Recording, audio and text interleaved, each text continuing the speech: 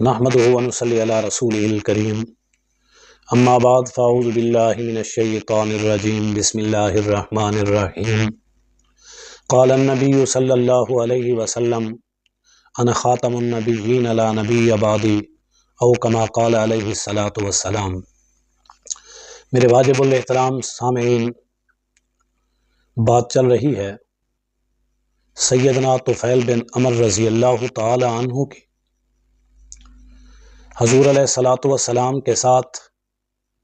آپ کے وصال تک ہمیشہ آپ کے حکم پر لبیک کہتے ہوئے قدم با قدم آپ کے ساتھ چلے۔ حضور علیہ الصلاۃ والسلام جب وصال فرما گئے، سیدنا طفیل بن عمر رضی اللہ تعالی عنہ اپنے بیٹے عمر بن طفیل کو لے کر اور اپنی تلواروں کو اپنے ساتھ لائے، سیدنا صدیق اکبر کے پاس پیش ہوئے اور آ کر کہنے لگے، اے خلیفۃ النبی، ہماری تلواریں، ہمارے جسم، ہماری زندگیاں آپ کے پاس حاضر ہیں، آپ جس چیز کا حکم کریں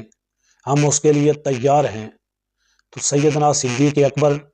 رضی اللہ تعالی عنہ جو اس وقت ایک لشکر تیار کر رہے تھے مسلمہ بن کذاب کے خلاف جنگ کے لیے، یمامہ کے اندر بھیجنے کے لیے، سیدنا طفیل بن عمر رضی اللہ تعالی عنہ اور اسی طرح آپ کے بیٹے عمر بن طفیل رضی اللہ تعالی عنہ کو بھی اس لشکر میں شامل کیا، اور انہوں نے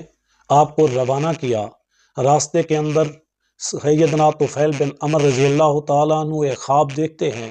جس کے لیے فرمایا انی رأیت رؤیا فعبروہا لی، کہ میں نے ایک خواب دیکھا، اے میرے ساتھیوں اس کی تعبیر کر دو۔ آپ نے فرمایا کہ میں خواب اس انداز میں دیکھتا ہوں کہ میرا سر موڑ دیا گیا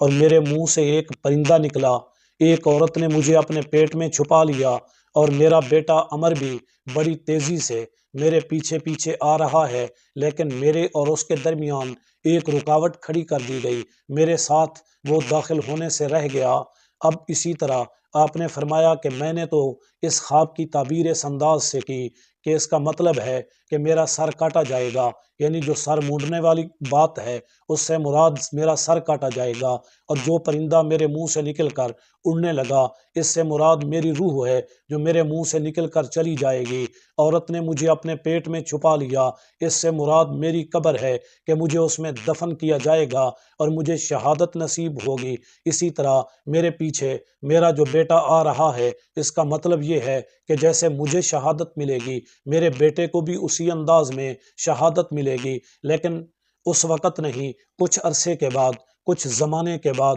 میرا بیٹا یہ جو خواہش شہادت کی کرے گا، میری شہادت کے بعد اللہ تعالیٰ اسے قبول کریں گے، مگر اسے وہ شہادت کی تمنا کچھ عرصے کے بعد پوری کرنے نصیب ہوگی۔ اسی طرح جنگ یمامہ کے اندر حضرت سیدنا طفیل بن عمر رضی اللہ تعالی عنہ نے زبردست بہادری دکھائی، جرت کے ساتھ لڑے، یہاں تک کہ وہ زخمی ہو کر گر گئے اور زخموں کی تاب نہ لا کر شہادت کی نعمت حاصل کی۔ وہ پہلا شہید، وہ پہلا ختم نبوت کا مجاہد جو ختم نبوت کے لیے لڑتا ہوا جنگ یمامہ کے اندر مسلمہ بن کذاب کے خلاف اپنی جان اللہ کے سپرد کرتا ہے۔ حضور کی ختم نبوت کا یہ پہلا سپاہی، یہ پہلا مجاہد اپنی جان ہتھیلی پر رکھ کر حضور علیہ الصلاۃ والسلام کی عزت اور ناموس کے لیے اپنے آپ کو اس شہادت کے مقام تک پہنچاتا ہے۔ اسی طرح ان کے صاحبزادے عمر بن طفیل برابر اس جنگ میں لڑتے رہے، یہاں تک کہ وہ شدید زخمی ہو گئے اور ان کا دایاں ہاتھ